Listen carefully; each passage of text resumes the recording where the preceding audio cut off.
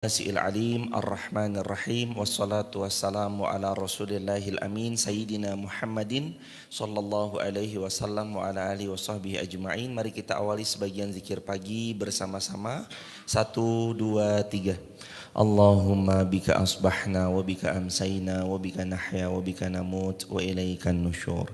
Allahumma anta rabbi la ilaha illa anta khalaqtani wa ana 'abduka wa ana ala ahdika wa wa'dika mastata'tu a'udzubika min syarri ma sana'tu abu'u laka bi ni'matika 'alayya wa abu'u bi dzambi faghfirli fa innahu la yaghfiruz dzunuba illa anta.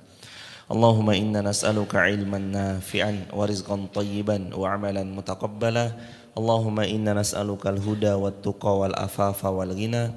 Allahumma inna na'udzubika min 'ilmin la yanfa' wa min qalbin la yakhsha' wa min nafsin la tasba' wa min du'ain la yustajabulah.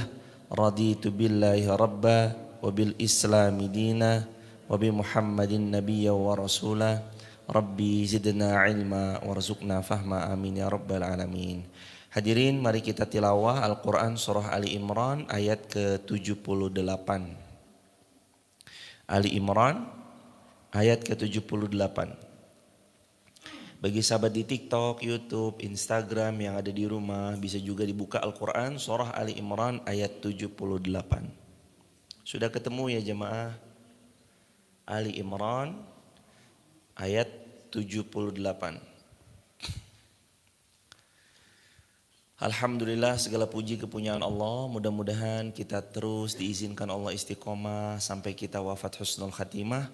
Salawat juga bertangkaikan salam teruntuk baginda yang mulia Rasulullah Muhammad sallallahu alaihi wasallam. Selamat datang Bapak Ibu. Dari mana Bapak Ibu? Malang? Malang Jawa Timur? Masya Allah. Ini lagi mudik atau gimana Ibu? Ibu dari Bogor? Masya Allah. Bogor Ibu? Bogornya? Bojonggede. Kalau Malang, Malangnya dari mana Bapak? Belimbing, Masya Allah. Ini punya keluarga di Wonosobo atau lagi safar? Tujuannya mau ke? Wah, Masya Allah. Sehat-sehat Bapak Ibu, salam takzim. Bapak siapa mohon izin? Pak Gunawan sekeluarga, Ibu Maya sekeluarga, Ibu Emi sekeluarga, sama Mas putranya Mas Gunawan. Oh, ini berarti dari mana Pak? Oh, Wonosobo, Masya Allah. Wonosobo mana Pak? Sidojoyo, Masya Allah. Jadi berjaya ya, Sido Joyo, jadi berjaya. Mudah-mudahan selamat datang para tamu-tamu Allah di rumah Allah Masjid Fatimah Garung. Mudah-mudahan setiap langkah putaran roda menggugurkan dosa-dosa dan meninggikan derajat kita semua insya Allah. Dan semoga semakin jauhnya perjalanan Allah balas dengan surga firdaus tanpa hisab. Amin ya rabbal alamin. Hadirin, kita mau tadabbur Quran surah Ali Imran ayat 78. A'udzu billahi minasy syaithanir rajim. Bersama-sama 1 2 3.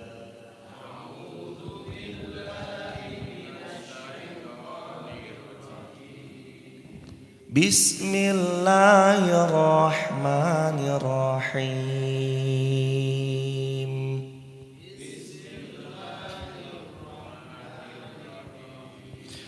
Wa inna minhum la fariqan yalghuna alsinatahum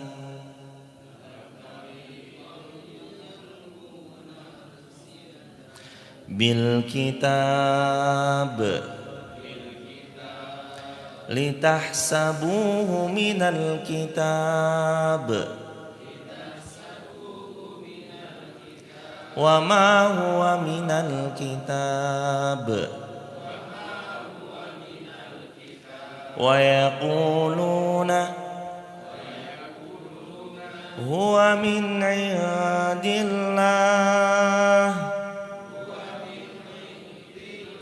wa ma huwa min 'indillah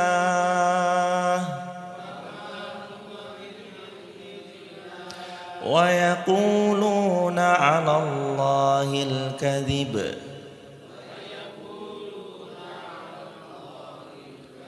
wa hum ya'lamun.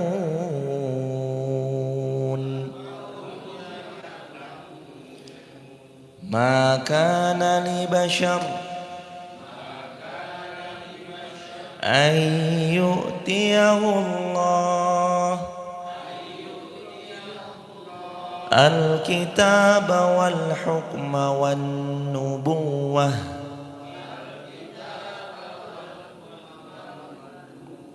thumma yaqula lin-nas kunu ibadan li min dunillah walakin kunu rabbanin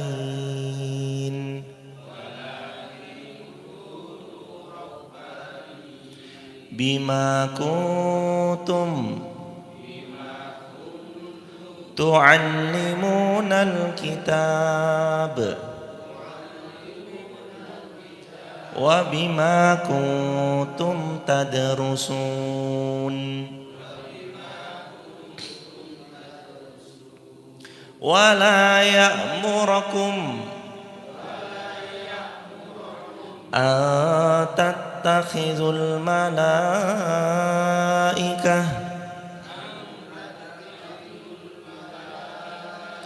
wan nabiyina arbaba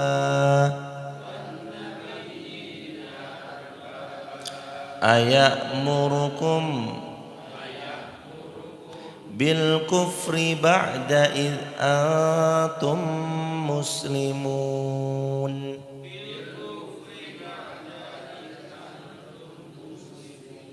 Artinya Allah berfirman, dan sungguh di antara mereka ada segolongan yang memutarbalikkan lidahnya ketika membaca kitab agar itu sebagian dari kitab yang Allah turunkan, padahal itu bukan dari kitab yang Allah turunkan kepada mereka, dan mereka berkata huwa min indillah, ini adalah dari Allah. Yuk kita buka gimana Al-Imam Ibnu Katsir, Imam Qurtubi, Al-Hafiz, Imam Tabari, Imam Jalaluddin Suyuti, dan para ulama-ulama tafsir menjelaskan melalui nukilan-nukilan hadis otentik yang para sahabat pernah kemukakan. Yaquluna 'alallahil kadzib wa hum ya'lamun. Jadi salah satu yang mereka orang-orang Yahud dalam paragraf pertamanya pembukaannya la'natullahi alaih, yang mereka kemukakan, mereka itu kadang memutarbalikan isi daripada ayat-ayat Allah sesuai dengan kehendak nafsu syahwat mereka masing-masing. Lalu mereka mengatakan huwa min indillah, ini dari Allah loh. Allah bilang begini, huwa min indillah, ini yang saya bilang nih dari Allah. Padahal mereka tidaklah berbicara kecuali berdasarkan hawa nafsu mereka. Mereka bicara tentang sesuatu itu sama sekali bukan sesuai dengan yang Allah mau, tapi framing kacamata yang mereka gunakan itu kacamata hawa nafsu mereka masing-masing. Nah sayangnya jamaah, hari-hari ini hampir-hampir ada di tengah-tengah diri kita, boleh jadi itu adalah kita. Ayo segera istighfar kalau memang ada ciri-ciri yang barusan disebut ada dalam diri kita. Yang kadang begitu datang ayat, datang hadis, lalu dia bilang menurut saya gak gitu ah. Menurut saya, kalimat yang indah tuh bukan menurut maunya saya, tapi menurut gimana Allah berfirman, gimana Nabi bersabda melalui lisan beliau, gimana Nabi melakukan melalui fi'liyah beliau, perbuatan atau takrir ketetapannya Nabi atau himmah cita-citanya Nabi. Harusnya orang beriman itu saat Allah dan Rasulnya mengatakan sesuatu, mereka menjawab sami'na wa ata'na, kami dengar, kami akan berusaha sekuat tenaga mematuhi apa yang telah kami dengar. Bedanya mereka ini memutarbalikkan lidahnya untuk membaca, tapi begitu menyampaikan mereka tuh ada kecondongan disisipkan sesuai dengan hawa nafsu mereka masing-masing, sesuai dengan kehendak mereka masing-masing. Siapa ini berlaku buat refleksi kita bersama, bukan cuma memang ayat ini bicara tentang Yahud, Nasara, tapi kita secara umum merefleksikan, namanya juga tadabbur jemaah. Kalau kita mau bicara lebih luas termasuk diri kita pribadi. Kali-kali jemaah, boleh jadi di tengah-tengah kita sering kita mengutarakan, lah menurut saya nggak gitu. Menurut saya di sini yang condong kepada hawa nafsu semata, tidak atas dari bagaimana ulama membimbing, para guru memberitahu. Al-Quran Allah berfirman yang sesuai dengan bagaimana Nabi lakukan atau Sayyiduna Abdullah bin Abbas sampaikan. Kan macam-macam. Kalau kita melihat ayat ini turun, lalu dengan kelapangan dada kita merefleksikan diri kita jangan sampai yang condong kepada syahwat. Ingat kemarin Quran surah Yusuf ayat 53. Innan nafsa la ammaratum bisu illa ma rahima rabbi illa ma rahima rabbi wa ma ubarri'u nafsi innan nafsa la ammaratum bisu. Allah berfirman, sesungguhnya nafsu kalian itu akan cenderung menyetir kalian kepada sesuatu yang buruk, keji, jahat, nggak elok. Itu nafsu. Makanya kapan mengutarakan, mengucap sesuatu sesuai dengan hawa nafsu kehendaknya, maka dia ketemu sama sesuatu yang disebut dalam Al-Quran. Karena kaidah dalam Al-Quran itu syahwat, hawa nafsu selalu condongnya ngajak manusia la ammaratum bisu untuk berbuat yang buruk. Nah, tapi ada pengecualian nih jemaah. Dalam ayat 53 Yusuf Allah berfirman illa ma rahima rabbi, kecuali orang-orang yang Allah beri rahmat sama mereka. Dirahmati itu hawa nafsunya tetap ada tapi disetir menuju baik. Syahwatnya tetap ada tapi dia mengendalikan, bukan dikendalikan. Karena beda. Yang mengendalikan mampu membawa kemana syahwat dan nafsu ini berlabuh. Kalau dikendalikan, condongnya nafsu dan syahwat ini melabuhkan dia kepada tempat la ammaratum bisu.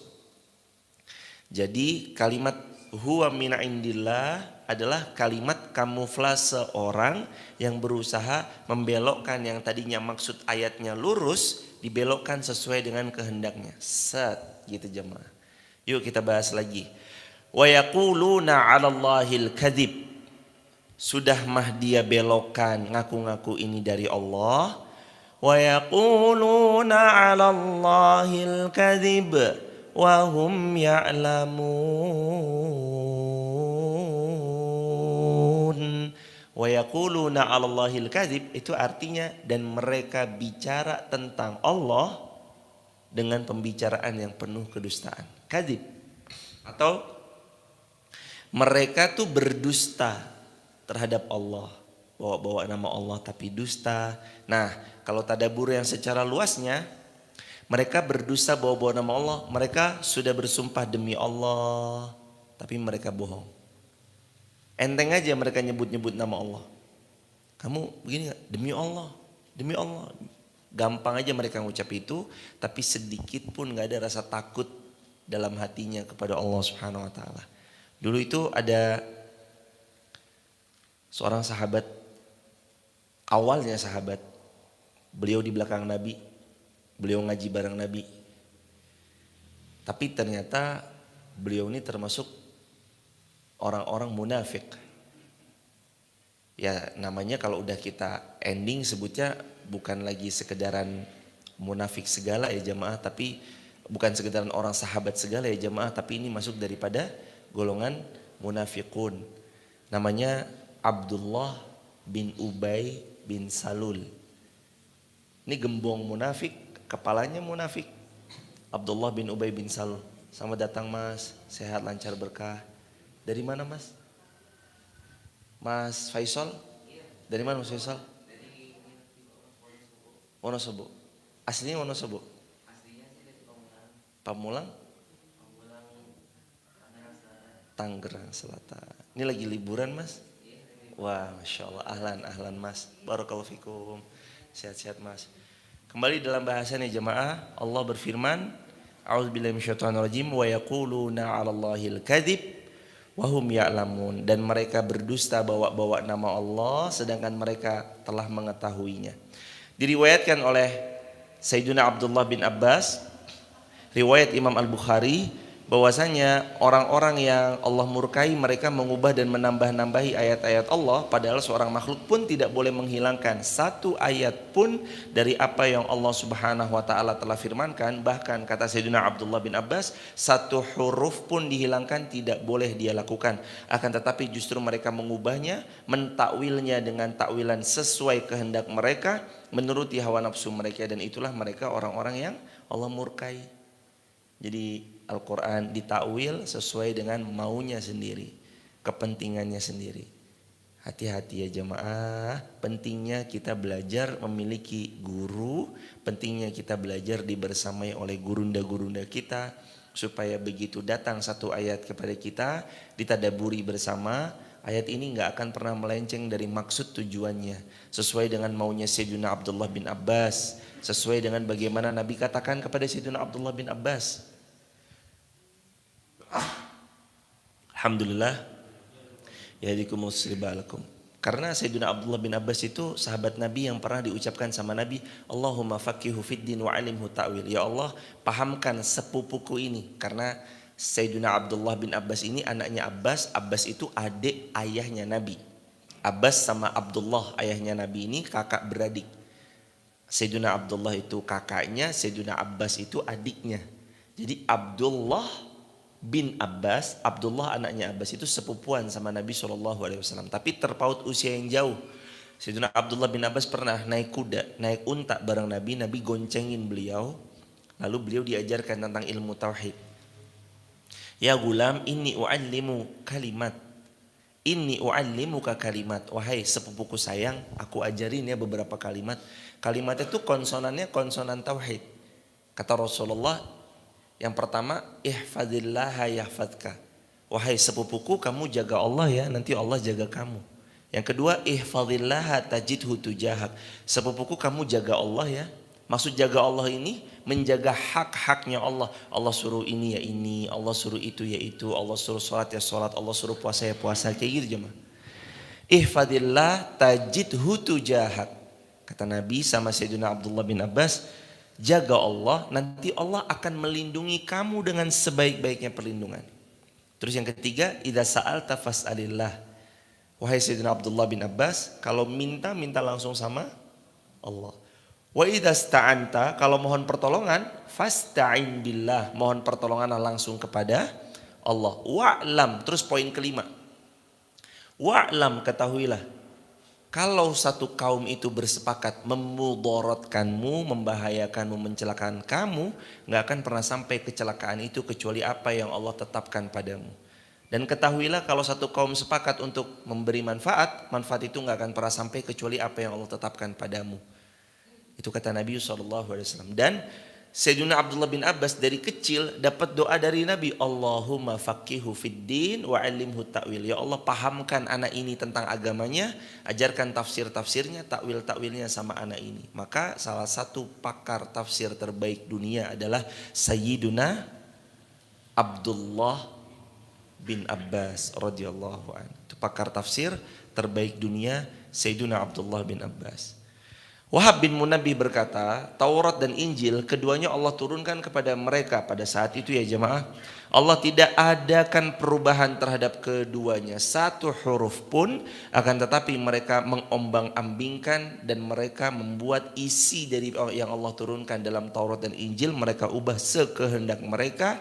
Mereka tulis tambah-tambahannya dan mereka kurang-kurangi apa yang mereka tidak sukai, dan seperti itulah mereka ciri-ciri kaum yang Allah murkai, ditambahin, dikurangin. Pernah ada kisah, dulu seorang pemuda datang ke Rasulullah terus bilang gini sama Rasulullah, ya Rasulullah, apa pendapat Anda? Kalau saya menjalankan yang Anda perintahkan, saya menjauhkan yang Anda larang, saya walam azid minhu dzalika syai', kata sahabat laki-laki ini. Walam azid minhu dzalika bi syai', dan sedikit pun saya enggak tambah-tambahin. Sedikit pun saya enggak akan kurang-kurangin. Lalu laki-laki ini bilang, "A'adkhul jannah?" Menurut Anda ya Rasulullah, kalau saya gitu, apa saya masuk surga? Jawaban Nabi apa? Qala na'am. Nabi jawab, ya, kamu pasti masuk surga. Ada dalam hadis riwayat Imam Muslim yang barusan kita ceritain. Ini tadabbur atau asbabul wurud. Kalau Quran kan asbabun nuzul. Ini asbab wurud ya jemaah. Jadi sahabat laki-laki ini nih, dia cuma sholat yang wajib aja, nggak sunnahnya. Lalu dia menghidupkan yang wajib aja nggak sunnahnya. Lalu dia menjaga diri dari sesuatu yang dilarang Allah dan Rasulnya. Walam azid, dan dia nggak nambah-nambahin. Dzalika, hal-hal itu bisyai, dengan sesuatu yang sedikit pun tuh nggak ditambah-nambahin. Begini ya begini, begitu ya begitu. Sesuai dengan bagaimana Nabi telah sampaikan, Allah sudah berfirman. Nggak ditambahin, nggak dikurangin. Lalu dia nanya, "A'adkhul jannah?" Apa saya masuk surga ya? Karena sebab itu ya Rasul. Rasul jawabnya simple, qala na'am. Ya, masuk surga karena hal sederhana itu.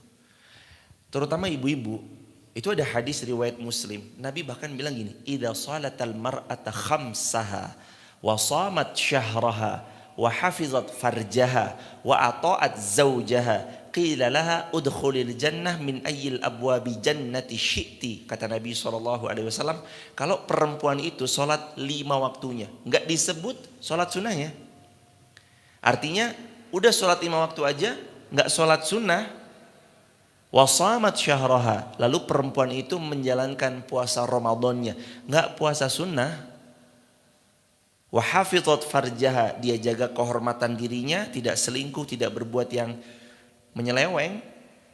Dia menjaga kehormatan diri, suami dan hartanya suami, keluarga. Wa ata'at zaujaha, dan dia taat sama suaminya. Qilalaha, bilang sama perempuan itu, udkhulil jannah, masuk kamu ke dalam surga, min ayyil jannati abwabi syi'ti. Min ayyi abwabi jannati syi'ti, lewat pintu surga mana aja yang kalian mau. Jadi perempuan masuk surga, sholat 5 waktu, nggak sholat sunnah, puasa Ramadan tanpa diiringi puasa sunnah, dia jaga kehormatan dirinya, dia jaga kehormatan suaminya, dan dia jaga kehormatan marwah keluarganya, dan dia taat pada suaminya selama suaminya taat kepada Allah, bukan perintah-perintah maksiat kepada Allah, masuk surga lewat pintu mana aja yang dia mau. Allahu Akbar. Istimewa jemaah. Jadi perempuan masuk surga mudah. Riwayat Ahmad yang barusan disampaikan, laki-laki pun sangat mudah. Cukup lakukan yang wajib, tinggalkan yang diharamkan. Walam azid dzalika bi syai', jangan tambah-tambahin sedikit pun. Adkhul jannah, apa saya masuk surga? Ya, kamu masuk surga.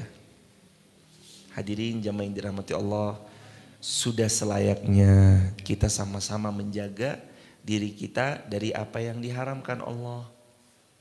Kata Nabi, Nabi pernah bersabda, al khaira innal khaira tuma'nina wa inna syarra ribah.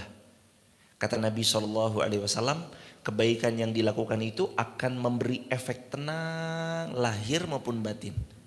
Makanya ada orang hidupnya mungkin secara finansial belum banyak, tapi tenang gitu. Wa inna syarra ribah, tapi ada berbuat syar, keburukan, kejahatan, ribah, menggelisahkan, gak tenang, gak tentram. Yang harus dikoreksi, pada saat kita berusaha mendekat kepada Allah itu, ketenangan hati kita yang dikoreksi setelah sebelumnya jauh daripada Allah Subhanahu wa taala. Ada orang tukang bakso jemaah, dia jualan bakso, lalu kemudian tukang baksonya ditanya, "Pak, gimana Bapak jualan bakso?" "Alhamdulillah rezeki ada aja." "Udah berapa tahun?" "Udah 20 tahun." "Terus Bapak kalau weekend kemana?" "Saya kalau weekend ngajak anak istri jalan-jalan, Kalau malam Bapak gimana? Saya mah dagang paling mentok jam 4 udah habis. Kadang bahkan sebelum jam 4 sore udah habis, saya pulang, saya kumpul sama keluarga, malam-malam saya bisa cengkerama sama keluarga. Bahkan dari sore, Pak, saya ini alumni ini, sebutlah satu tempat yang menawarkan sebuah marketplace, kalau bisa bilang gitu ya mah. Saya itu pernah kerja di tempat ini, nah saya dulu gajinya sekian Pak. Dagangan bakso Bapak bisa saya lariskan dengan cara metodenya begini, begini, begini, begini, begini. Nanti Pak, kita nanti cari investor pemodal.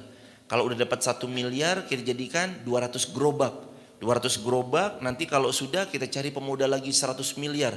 Dari 200 gerobak kita jadikan 20.000 gerobak. Kalau udah 20.000 gerobak, saya begini, gini, gini, gini. Nanti kalau Bapak udah punya sekian ratus ribu gerobak, Bapak bisa ntar weekend ngajak anaknya jalan-jalan. Malam bisa santai, cengkerama sama keluarga. Terus tukang baksonya bilang gini, lah kalau nanti saya punya 200.000 gerobak, terus tujuannya weekend ngajak istri jalan-jalan, malam bisa cengkrama bersama keluarga, apa bedanya sama sekarang? Sekarang saya juga bisa kok weekend ngajak keluarga jalan-jalan, malam cengkrama sama keluarga. Lalu orang ini pun bingung, lah sesimpel itu ya, Masya Allah, tabarakallah. Hadirin, kadang banyaknya nominal harta di rekening kita belum tentu jemaah membuahkan ketenangan dalam dada. Kadang begitu kan. Boleh jadi banyak tidak tenang, bisa jadi. Dibangunin jemaah biar semangat, nggak apa-apa jemaah. Soleh ganteng, Masya Allah. Nggak apa-apa, Masya Allah. Itu ngantuk aja jemaah, udah dapat barokahnya majelis ilmu insya Allah. Nggak apa jemaah. Dulu kami kecil juga gitu sambil tidur. Tapi luar biasa, itulah semangatnya daripada keluarga Mas Joko selalu membersamai anak-anaknya walaupun ngantuk tetap dibawa. Insya Allah mudah-mudahan kita bisa meladani beliau insya Allah biinilah. Hadirin kembali dalam bahasan. Kadang orang berpikir itu selalu dan melulu kebahagiaan bicara tentang nominal. Memang nominal bisa membeli sesuatu. Tapi yang jauh lebih daripada itu adalah ketentraman yang tidak bisa dibeli kecuali dengan ketaatan. Ketenangan jiwa yang gak bisa dibeli kecuali dengan ketaatan. Kalau orang hamba Allah taat sama Allah, gak ada jamaah yang dirahmati Allah. Bagi dia rasa takut atas kehilangan sesuatu kalau memang dia lepas sesuatu itu karena Allah. Pernah Nabi bilang dalam satu kalimat masyhur, kalimat ini kalimat favorit saya dari dulu. Kata Nabi SAW, innaka lan tada'a syai'an lillahi azza wa jal illa baddalakallahu bihi ma huwa khairun laka min. Kalau kamu tinggalkan sesuatu yang buruk karena Allah, pasti Allah akan beri ganti dengan sesuatu yang lebih baik dari keburukan yang engkau tinggalkan. Itu barang pasti jemaah. Innallaha la yukhliful mi'ad. Dan kalau Allah sudah janji Allah tuh gak pernah diingkari. Zaman itu ada orang bingung ingin melepas dari pekerjaan yang kurang Allah ridhoi. Dia masih bingung karena tanggungan anak ada satu orang. Misalnya contoh kalau ada kesamaan nama atau bagaimana, ini anggap aja ibrah buat kita bersama-sama. Anaknya satu orang, lalu dia bingung gimana nanti kalau saya lepaskan pekerjaan yang haram ini, anak saya, istri saya mau makan dari mana. Ketakutan itu gemuruh yang syaitan bisikan supaya kita terus ada di kubangan maksiat. Jadi kalau ada bisikan-bisikan kayak gitu, jangan deh, udah kamu di sini aja, ntar anak istrimu makan apa. Itu tuh cara syaitan supaya dia tetap ada di kubangan lumpur maksiat tadi. Hingga pada satu akhirnya dia ketemu sama seorang guru yang membuat dia memutuskan fix apapun yang terjadi saya harus keluar dari kubangan lumpur hitam ini. Akhirnya dia memutuskan keluar dari pekerjaan yang haram, dia tinggalkan. Awalnya tertatih-tatih jemaah. Ya Allah, dulu nyari 50.000 gampang banget, sekarang nyari 50.000 susahnya bukan main. Dia menceritakan fase-fase awalnya yang sulit luar biasa, tapi satu support system yang gak pernah bisa dia lupakan. Support system itu bernama pasangan hidup. Istrinya mensupport, gak apa-apa, dulu kita cukup Sehari 50.000 gampang, bahkan lebih bisa kita dapatkan. Hari ini kita mulai dari nol. Bismillah mas, ayo saya support, ayo saya dukung. Yang penting kita sudah tenang, insya Allah kita wafat gak bawa beban dari pekerjaan-pekerjaan haram yang masih kita lakukan karena kita sudah tinggalkan. Istrinya support. Suaminya akhirnya legowo, pelan-pelan mulai dia meniti dari hal-hal yang kecil yang 50.000 sulit dia dapatkan, hingga pada akhirnya Allah berikan hadiah terbaik buat dia. Ketenangan hati dia dapatkan sejak meninggalkan yang haram. Yang kedua, hadiah sebagai bonus atas keharaman yang dulu ditinggalkan, memiliki beberapa kedai daripada kedai-kedai makanan dan cukup diminati jamaah yang dirahmati Allah. Sehingga selain yang pertama dapat ketenangan, yang kedua setelah bertahun-tahun dilewati fase-fase itu, Allah gak pernah lupa bahwa janji Allah selama hidup rezekimu aku yang jamin. Sehingga orang ini yang meninggalkan yang haram awalnya memang tertatih-tatih membangun pola. Setelah polanya terbangun, Allah kucurkan rezeki yang lebih besar sebagai pengganti dari yang dulu ditinggalkan. Kadang yang kita butuh itu satu jemaah, kita butuh yakin sama Allah. Coba Nabi Musa kalau bertanya-tanya, ya Allah, inna lamudrakun. Kan Nabi Musa ketika dikejar tentaranya Fir'aun mau ketangkep. Lalu pengikut-pengikutnya Nabi Musa melihat Fir'aun yang semakin mendekat dari kejauhan, pengikut-pengikutnya Musa bilang, inna lamudrakun, nanti kita ketemu. Wahai Musa, kita ketangkep nih Musa. Kalla, kata Musa, tidak. Yakin sama Allah. Inna ma'iyya rabbi sayahdin. Ada Allah kok sama saya, sama kita. Ada Allah sama kita, nanti Allah kasih petunjuk sama kita. Ya masa iya kita ngeraguin Allah. Lalu Allah bilang sama Musa sesuatu yang kalau menurut akal sehat mungkin kalau Allah perintahkan itu sama kita, kita akan bertanya-tanya, Musa, fadrib bi'asakal hajar. Wahai Musa, coba tongkatmu kau pukulkan ke batu. Coba jemaah, ini kan lagi dikejar, mau ketangkep. Yang disuruh agar Musa melakukannya, mukul tongkat ke batu. Kalau hari ini Anda lagi kurang, kan solusinya kalau kurang solusinya apa? Pasti uang kan? Lagi kurang nih, solusinya apa? Uang. Orang lagi kurang, orang lagi gak punya. Tapi ternyata kadang solusi itu kalau kita baca pakai kacamata iman gak melulu tentang uang. Boleh jadi solusi itu datang tanpa pernah kita tahu, kita yang menyelesaikan, tapi diselesaikan sama Allah. Kayak Musa dikejar Fir'aun, kan menurut kita harusnya solusinya datang bala tentara yang hajar Fir'aun. Atau misalkan kalau gak datang bala bantuan yang menghajar tentara Fir'aun, Musa ditolong dalam bentuk dibentengi tembok atau apa, tapi ternyata disuruh fadrib bi'asakal hajar, pukulkan tongkatmu ke batu. Hadirin, saat badai menghantam, ujian menerpa, yang kita butuh tuh cuma satu, yakin seyakin-yakinnya sama Allah bahwa Allah pasti nolong kita.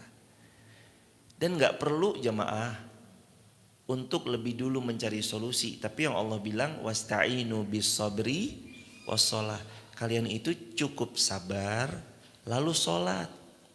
Allah nggak bilang kalau ada masalah langsung cari solusi ya, belum ke sana. Tapi kalau kamu ada masalah, kamu sabar terus sholat ya. Kenapa? Seakan-akan tuh Allah bilang, hei hambaku, kalau kamu punya masalah datang kepadaku, aku yang membackup semuanya. Dan kadang yang kita perlukan cuma itu, yakin sama Allah. Udah di jamaah tidur aja, besok juga lewat. Udah di jamaah santai aja, besok juga berlalu.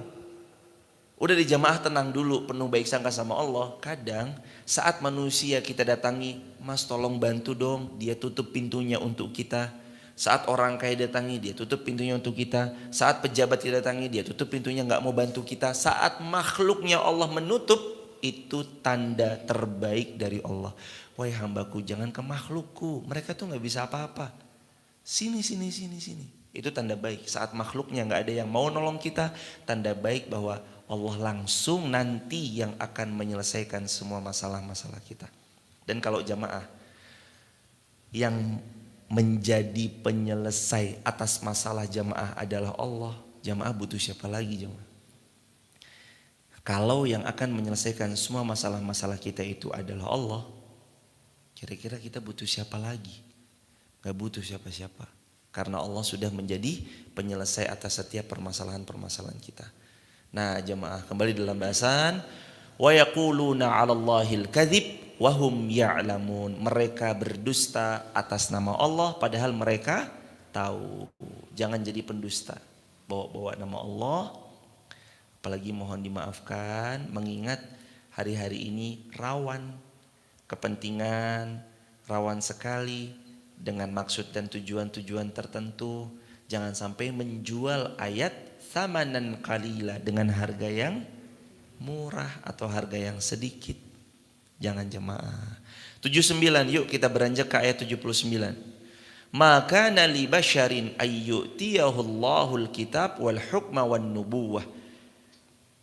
Tidak wajar bagi seorang muslim yang Allah berikan kepada mereka Al-Quran, hikmah dan nabi yang Allah utus kepada mereka, lalu dia berkata kepada manusia, hendaklah kamu menjadi penyembah-penyembahku, bukan penyembah Allah. Akan tetapi dia berkata, hendaklah kamu menjadi orang yang Rabbani, karena kamu selalu mengajarkan Al-Quran dan disebabkan kamu tetap mempelajari Al-Quran. Nanti saya jelaskan Rabbani itu apa, hamba-hamba Allah Rabbani. Tapi Allah mau beritahu begini, kalian ini yang megang Al-Quran gak pantas kalau kalian bilang, hei nyembah aku ya makhluk. Mohon maaf, maksudnya kita nih megang Al-Quran. Lah kok nyuruh orang nyembah kita, bukan nyembah Allah. Gak pantas. Gak pantas itu sih cuma. Loh kalian tuh megang Quran tapi kok kalian nyembahnya nyembah kalian sih. Karena Nabi pernah bilang gini, siapa yang mempelajari ilmu dengan 3 tujuan. 1, agar pandangan manusia tertuju padanya. Kalau dalam bahasa sekarangnya, mohon maaf, bahasa sekarangnya itu supaya tujuannya dapat followers, dapat subscribers, dapat kepentingan-kepentingan yang sifatnya pandangan manusia itu tertuju padanya. Kalau tujuannya dia nyampein sesuatu cuma sekedar viral, FYP yang nonton banyak, hati-hati, perlu diluruskan lagi niatnya. Kata Nabi, siapa yang menuntut ilmu untuk 3 tujuan. 1, pandangan manusia tertuju padanya. Tadi tuh, jadi viral lah, apalah. Itu mah bonus aja, bukan tujuan utama. Terus yang kedua, mendebat para ulama. Jadi dia belajar, tujuannya mendebat para ulama. Yang ketiga, merendahkan orang lain. Lam yarah raihatal jannah.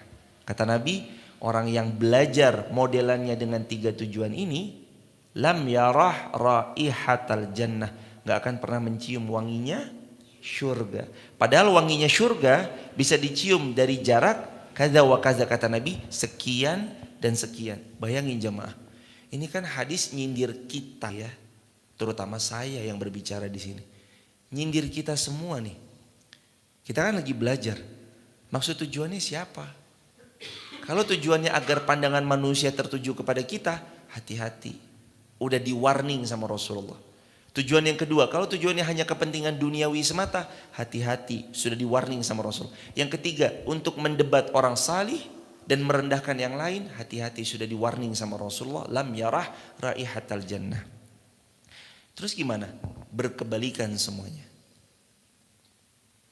Nuntut ilmu yang benar itu kebalikan dari 3 poin yang tadi. Yang pertama berarti tujuannya fokusnya ridho Allah, bukan cari muka di hadapan manusia.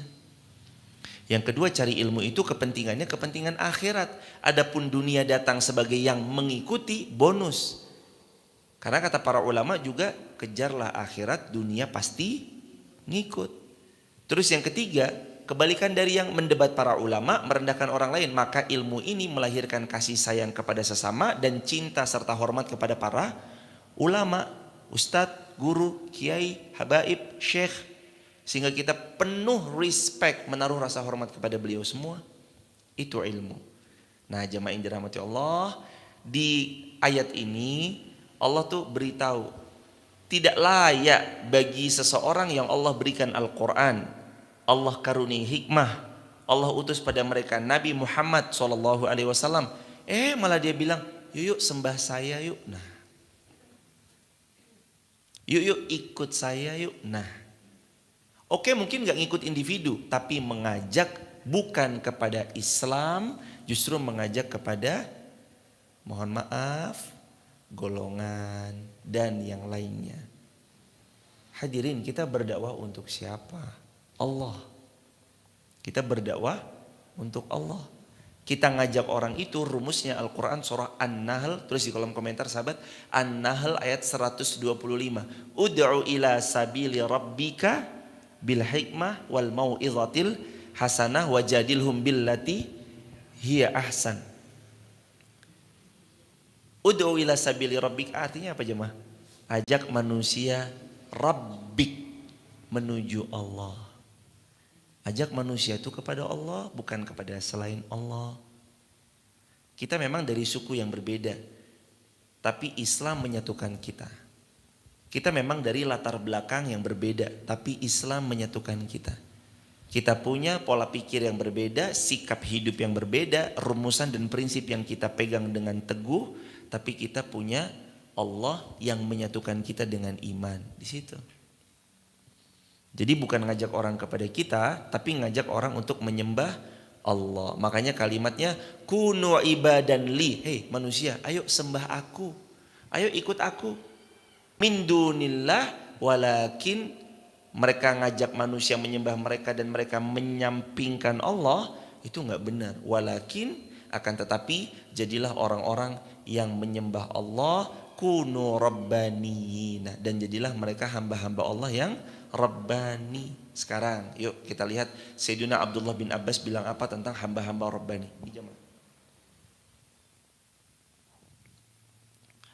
Orang-orang yang Rabbani, kata Sayyidina Abdullah bin Abbas, jadilah dia orang yang bijak.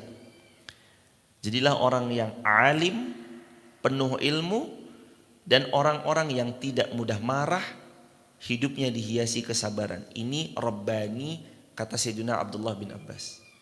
Jadi berilmu, bijaksana, orang yang sabar, gak mudah marah. Ini orang-orang yang Rabbani. Nah terus jamaah, dijelaskan lagi oleh para ulama, Rabbani itu kalau mereka belajar dari bab 1 runtut sampai bab akhir. Itu namanya Rabbani.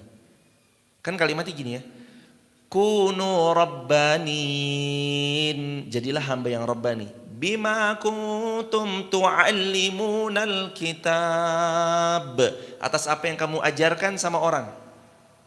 Jadi yang pertama ini ayat tentang kalau kita ngajarin sama orang, ayo jadilah yang Rabbani. Rabbani itu berarti mekanismenya tertata. Tangga pertama, tangga kedua, tangga ketiga. Dalam bahasa kependidikannya punya silabus, punya kurikulum. Kurikulumnya jelas, kurikulum Al-Quran. Yang dipahamkan adalah tentang tauhidullah. Yang dipahamkan adalah tentang yakinnya kepada Allah, ditanamkan kekuatan terhadap tauhidnya. Lalu berikutnya masalah-masalah adabnya dan seterusnya dengan ilmu yang rentetan cukup panjang. Mereka ajarin itu secara Rabbani, berurutan di tengah-tengah manusia. Jadi nggak lengkap, ibarat bab 1 nggak langsung lompat ke bab 118, tapi mereka ngajarin jamaah yuk bab 1, jamaah ayo bab 2, jamaah ayo bab 3, jamaah ayo bab 4, bab 5, bab 7, bab 10, terus. Begitu, jadi tangga naiknya jelas, itulah disebut Rabbani. Jadilah orang yang Rabbani ketika mengajar, wa bima kuntum tadrusun, dan jadilah orang yang Rabbani ketika kamu mempelajarinya. Ini jamaah saya kasih tahu, rumus belajar ada di ayat ini. Rumus belajar ada di 79 Ali Imran. Tulis di kolom komentar sahabat. Rumus belajar ada di 79 Ali Imran. Rumusnya, guru mengajarnya dengan kurikulum yang jelas, murid menerima pembelajaran dari sang guru karena kurikulumnya jelas, maka dia mempelajarinya dengan Rabbani juga. Step by step, satu tangga demi satu tangga. Mereka nggak lompat. Itulah rumus belajar dalam Islam. Jadi para sahabat Nabi itu kalau jamaah lihat mekanisme pembelajaran dari Rasul kepada sahabat Rasul SAW termekanisme dengan baik. Coba lihat fase-fase Mekah. Fase Mekah berapa tahun dakwah di Mekah Nabi? 13 tahun. Dakwah di Madinah berapa tahun? 10. Total berapa tahun? 23 tahun. 13 tahun di Mekah itu waktu yang lama loh jemaah. Yang Nabi ajarkan di fase-fase Mekah kepada para sahabat apa dulu? Akidah tauhid. Seolah-olah Nabi memberitahu kepada kita, belajarlah dari fase kenabian yang Nabi ajarkan kepada para sahabat, awal mulanya membangun pondasi keimanan yang dahsyat. Makanya jemaah yang dirahmati Allah, siapa yang mau membangun, maka dia harus bangun dari manusianya, bukan fisiknya. Mohon maaf saya harus utarakan ya jemaah, membangun bangunan 6 bulan jadi. Membangun masjid, kalau Allah berikan rezeki 1-2 tahun mudah-mudahan jadi. Kalau masjidnya kecil atau masjidnya cukup mungil, kayak Masjid Fatimah Garung misalkan nih ukuran 7x8 misalkan, insya Allah 6 bulan jadi. Bentuknya begini 6 bulan jadi.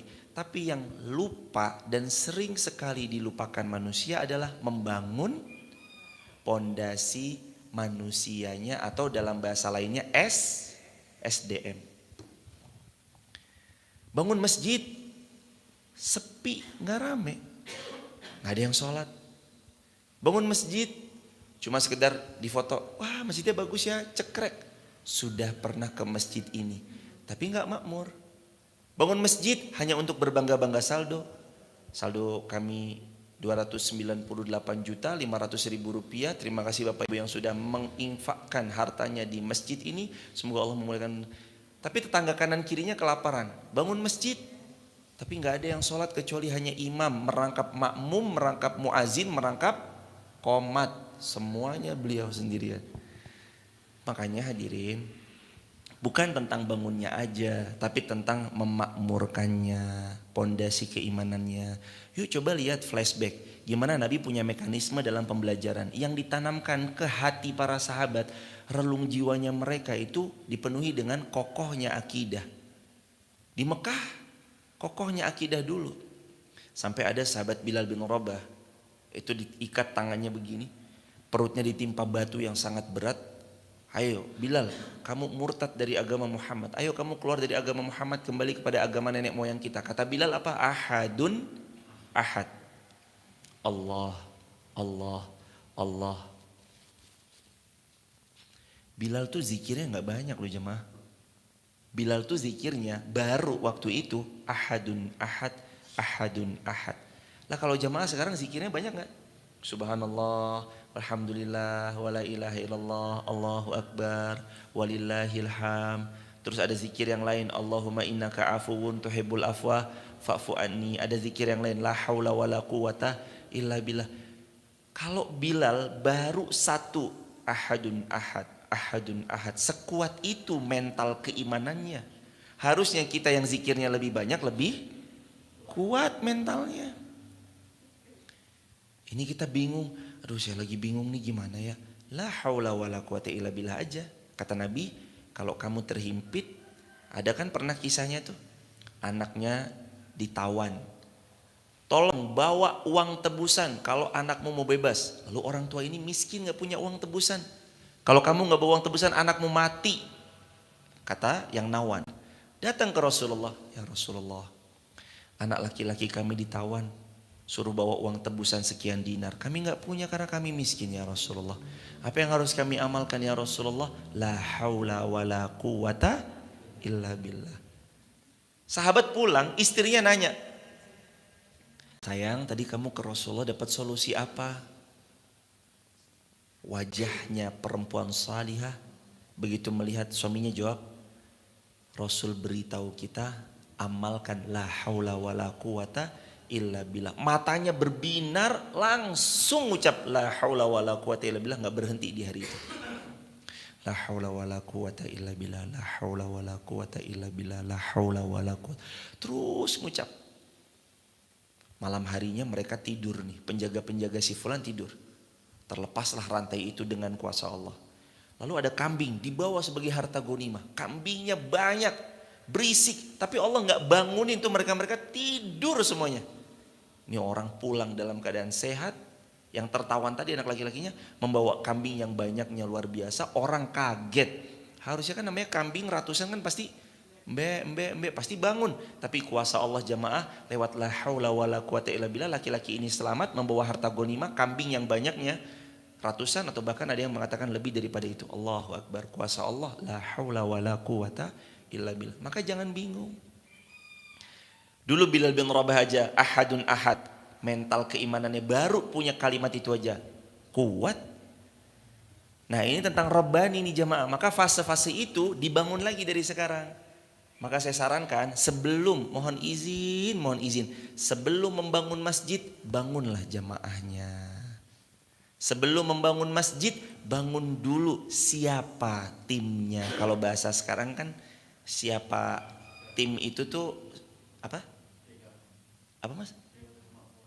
Iya, bangun DK-nya, Dewan Kemakmuran masjidnya. Bangun dulu. Siapa nih positioningnya, siapa gitu. Karena jamaah, makmurnya masjid tidak pernah berhenti dari 5 aspek yang kemarin ditulis. Aspek yang pertama ada ustadz yang ikhlas membersamai. Yang kedua ada agniya yang berinfak, orang kaya yang mendermakan hartanya. Yang ketiga anak muda yang dilibatkan untuk bergerak. Yang keempat ada dewan kemakmuran masjid yang adil. Yang kelima ada program-program yang maslahat sehingga uangnya tertasarufkan di tempat yang baik sebagaimana semestinya itu. Autopilotnya satu masjid pasti di baliknya ada motor penggeraknya. Mobil, jamaah kalau punya mobil nggak ada mesinnya kira-kira jalan nggak tuh mobil? Nggak jalan jamaah. Saya jalan dari mana pak? Dari Garung kemana pak? Alun-alun. Ya kalau Garung alun-alun tinggal gelinding. Coba kalau dari alun-alun ke Garung bisa naik nggak kalau nggak ada mesinnya? Ya nggak bisa naik. Emang mau ini didorong dari bawah? Waduh, butuh berapa jam kita naik ke Garung? Mobil untuk jalan butuh dinamo, mesin penggeraknya yang saling berikat satu sama lain. Dia tuh nggak cuma butuh dinamo doang. Ada bensinnya, ada apa tuh kabelnya, ada apalah macam-macam segala macamnya yang saling terintegrasi satu sama lain sama. Wah masjidnya makmurnya itu bukan karena satu orang. Wah masjidnya makmur karena A, karena B, karena C. Bukan. Masjid makmur karena saling mengikat satu sama lain. Ada yang menyiapkan, ada yang membersamai dalam bidang ini dan itu. Ada yang menjadi orang balik layar, ada yang membersihkan sehingga tampil wangi sejadah-sejadahnya ketika sujud. Ada yang begini dan begitu, itu saling terintegrasi. Jadi bukan karena satu orang, bukan. Pentingnya sebelum membangun, bangun dulu Rabbaniyin, orang yang mau belajarnya. Bangun dulu SDM-nya. Bangun dulu Dewan Kemakmuran masjidnya. Seolah ayat ini tuh lagi nyapa kita jemaah. Wahai hambaku, belajarmu bagaimana? Hambaku, kamu bagaimana? Udah sampai bab berapa? Karena jemaah, ternyata metode belajar yang mengikuti Al-Quran, Rabbani dalam arti step by step, langkah satu demi langkah yang satu dari bab awal, bab 2 sampai bab akhir. Itu ternyata memberi dampak yang sangat positif dibanding mereka yang belajar lompat-lompat. Bab ini belum selesai, pindah bab yang lain. Seperti kedalaman ilmu itu kalau bisa didalamkan sampai dalam, bukan hanya kita paham banyak tapi cetek-cetek doang. Makanya ada kalimat man sabata nabat. Siapa yang konsisten, dia pasti tumbuh. Keilmuannya tumbuh, cetek. Baru cetekin, jamaah kita insya Allah mau beli A untuk kemaslahatan A. Begini jamaah, yuk panjangin listnya, cetek. Karena ilmu itu sudah diruntut, panjang mengisi. Ibaratnya di grup WhatsApp begitu kita bilang jamaah begini-gini, selesai. Kenapa? Karena mereka punya pondasinya. Jadi begitu disuruh digerakkan, tek, langsung gerak. Bukan berarti kita nggak diperkenankan untuk mengikuti kajian yang sifatnya tematik, bukan. Kajian tematik juga perlu jamaah, kajian bertema juga perlu. Tapi selain kajian bertema, genapkan juga keilmuan kita dengan kajian yang runtut. Lagi bahas kitab apa? Riyadhus Shalihin. Udah khatam ya? Alhamdulillah, setahun sekian bulan khatam. Kitab apa? Syama'il. Udah khatam ya? Alhamdulillah udah khatam. Kitab apa? Al-Kabairnya Imam Zahabi, dosa-dosa besar. Udah khatam, 76 dosa besar. Sudah khatam, Alhamdulillah. Kitab apa? Kitabut Tauhid. Udah khatam belum Kitabut Tauhid? Sudah. Kan enak. Gitu jemaah. Nah pentingnya belajar step by step. Anak kecil, kan dia belajar gak langsung lari. Bayi, oe, ayo lari langsung. Waduh, bayi langsung suruh lari. Enggak, mereka kan step by step. Merambat, merangkak, jalan sambil terjatuh tapi coba jalan lagi terus. Nah itu yang dimaksud Rabbani. Jadilah hamba yang ayo dong kalau kamu ngajar, ayo hadirkan pelajaran yang runtut. Kalau belajar wabima kuntum tadrusun. Nah kalau kamu belajar tadrus, belajar juga dengan cara yang runtut agar keilmuan kita juga runtut dan nyaman kita pahami. Wala ya'murukum an tattakhidul malaikah wan nabiyyina arbaban. Dan tidak mungkin pula baginya menyuruh kamu menjadikan para malaikat dan para nabi sebagai Tuhan. Nah, tidak boleh menjadikan para malaikat dan nabi sebagai Tuhan. Arbaban min dunillah, Tuhan selain Allah. Atau arbaban ini Tuhan selain Allah Subhanahu wa taala. Ayamurukum bil kufri ba'da id antum muslimun. Apakah patut kamu menyuruh orang menjadi kafir setelah kamu menjadi muslim? Gak pantas. Kalau kita muslim ya muslim, musliman hakikian. Jangan sampai kita muslim malah menyuruh orang berbuat kufur. Begitu ya jamaah yang dirahmati Allah, gak kerasa sudah hampir jam 6. Mari kita buka sesi tanya jawab. Kalau memang ada yang mau bertanya, waktu dan tempat dipersilakan. Tapi sebelum tanya jawab, sahabat TikTok, YouTube, Instagram, terima kasih sudah membersamai. Dari manapun semoga selalu diselamatkan Allah, dilindungi dan dijaga oleh Allah. Dan semoga Allah membalas semua jamaah offline maupun online dengan syurga firdaus tanpa hisab. Bagi jamaah TikTok, YouTube, Instagram yang mau belajar bersama, tahu info live streaming setiap subuh, dapat linknya. Dan dapat video-video pendek yang bisa jamaah jadikan story WA. Jamaah bisa gabung di grup WhatsApp kajian saya dengan cara tap link di bio, sebut nama, asal kota, asal negara, gratis. Barakallahu fikum. Semoga Allah memuliakan kita semua. Ada yang mau ditanyakan jamaah? Alhamdulillah, nggak ada yang tanyakan, saking fahamnya berarti jemaah. Baik, kalau nggak ada yang mau ditanyakan atau kita diskusikan, mohon izin mungkin jamaah dari luar kota boleh kami mohon menyampaikan, Masya Allah, bagaimana ceritanya bisa sampai dari Malang jauh-jauh sampai ke sini, dari Pamulang sampai ke sini, dari Bogor sampai ke sini. Boleh jemaah? Boleh, Mas? Dari Mas siapa? Malangnya di mana? Mas. Assalamualaikum warahmatullahi wabarakatuh. Alhamdulillah Ustadz, kebetulan kami dari Malang, saya Gunawan dengan istri Ibu Maya memang selama ini rutin mengikuti kajian Ustadznya. Bulan Desember kami juga pernah ke sini Ustadz, pas kami ada cuti, ada libur ya, memang kami niatkan untuk safar ke Wonosobo untuk datang juga ke Masjid Fatimah. Ketemu dengan Ustadz juga.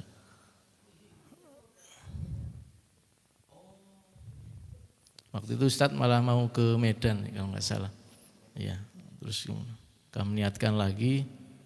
Kemarin sebenarnya pas mau bulan puasa, cuma karena nggak ada waktu, kami niatkan setelah Idul Fitri. Alhamdulillah kami niatkan, kami datang ke Masjid Fatimah, ya alhamdulillah dimudahkan dan semoga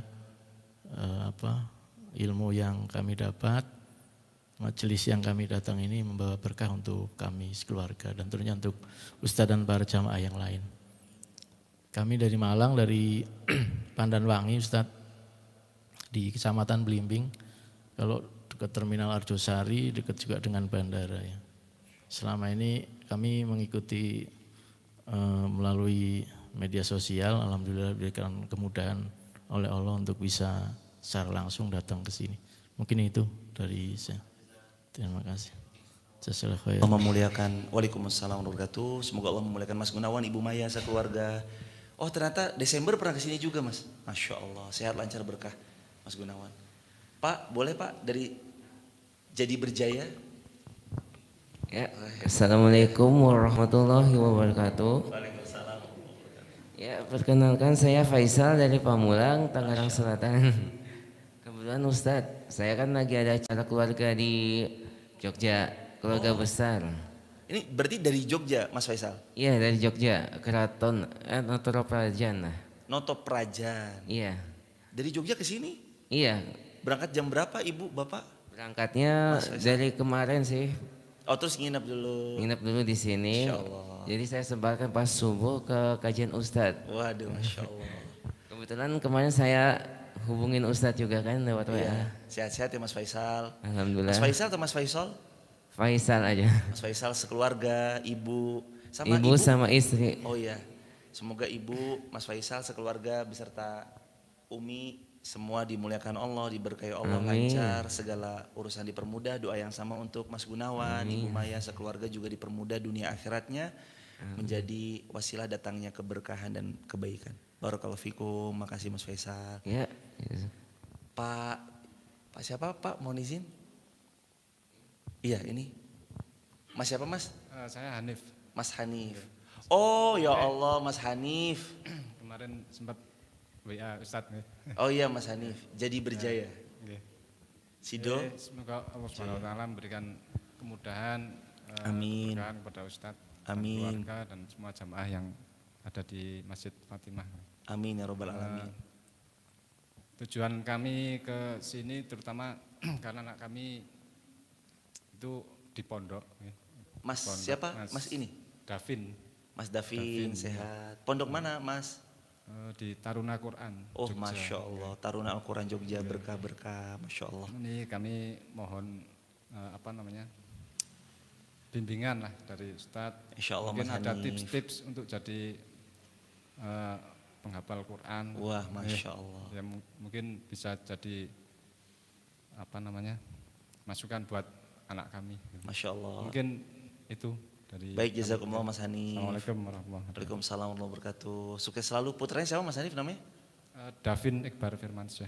Putra keberapa dari berapa Mas? Anak pertama dari 3. Oh putra Mas Davin. Davin. Davin. Kelas berapa Mas Davin Soleh? Kelas? 1 SMP. Masya Allah. Berkah semangat Mas Davin insya Allah. Apalagi masuk ke Taruna Al-Quran itu udah. Kalau emang tujuannya mudah-mudahan jadi penghafal Quran insya Allah pilihan yang sangat tepat insya Allah. Berkah selalu Mas Davin, sehat lancar berkah. Ibu dari Bogor? Boleh Ibu? Sendiri Ibu? Oh keluarganya di? Oh aslinya mana Ibu? Oh saudaranya siapa Mas? Oh ya Allah, kakaknya Mas Teguh. Mas Teguh. Bu Hesti. Iya Habibi ya Allah. Bogor tapi ini lagi mudik ke sini. Insya Allah jazakumullah khairan Ibu. Ibu siapa Bu? Iya waalaikumsalam. Iya.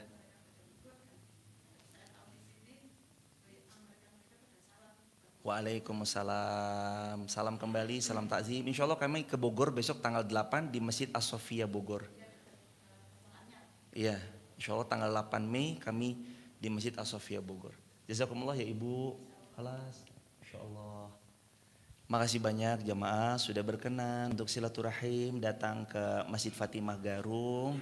Ditengok ya jemaah. Jadi ada masjid juga yang lagi dibangun di pusat kota. Ini di Desa Garung, 10 kilo dari pusat kota Wonosobo. Kita lagi bangun di pusat kota Wonosobo, kecamatannya Wonolelo, Wonosobo Kota. Wonolelo itu apa namanya berarti? Desa, kecamatannya Wonosobo Kota. Wonolelo, Wonosobo Kota di kota Wonosobo sekitaran 5 menit dari alun-alun dekat Taman Makam Pahlawan Wonosobo. Jamaah terima kasih sudah dibersamai. Silakan ditengok amal jariahnya. Hari ini sudah naik ke lantai 2, sudah begesting atapnya lantai 2 yang nanti atapnya akan di dak panel lantai 3-nya insya Allah. Jadi besok kita garap lantai 2 dan dak panel lantai 3-nya insya Allah. Terima kasih sudah banyak dibersamai. Kapan waktu ditengok ya Ibu Maya, Pak Gunawan, Mas Hanif, Mas Faisal, Mbak sama sekeluarga Ibu dari Bogor. Ibu siapa Bu? Bu Emi dari Bogor. Dan semua jamaah yang gak bisa sebut satu persatu. Kalau yang ini kan udah luar biasa. Mas Joko, Ayah Noval, Mas Joni, Mas Junet, Pak Dilan, Mas Priyo, Mas Edi, Mas Roto, Mas Agus. Kalau beliau Masya Allah, Tabarakallah. Udah membersamai dari lama, jadi Masya Allah. Kami mudah-mudahan juga mendoakan, kita semua jamaah Masjid Fatimah mendoakan mudah-mudahan jamaah selalu dilindungi Allah, istiqomah, mulia dunia akhiratnya, keluarganya makin sakinah mawaddah warahmah, segala hajat Allah ijabah. Begitu ya jamaah, terima kasih banyak. Satu poin terakhir atas semua masalah dari kesimpulan tadi ya jamaah. Atas semua masalah yang boleh jadi datang dalam hidup kita, yang kita perlukan cuma satu, yakni yakin kepada Allah. Dan saat manusia menutup semua pintu dan semua aksesnya untuk menolong kita, itu kabar baik bahwa Allah langsung yang nanti akan menyelesaikan semua masalah-masalah kita. Jangan khawatir, jangan sedih, Allah selalu bersama kita. La tahzan innallaha ma'ana. Jangan sedih, jangan khawatir, ada Allah sama kita. Kita akhiri dengan hamdalah bersama. Alhamdulillahirabbil alamin. Subhanakallahumma wa bihamdika asyhadu an la ilaha illa anta astaghfiruka wa atubu ilaih. Salam keluarga di rumah. Bagi sahabat yang mau bergabung di grup WhatsApp kajian saya, tap link di bio, sebut nama asal kota asal negaranya gratis. Assalamualaikum warahmatullahi wabarakatuh.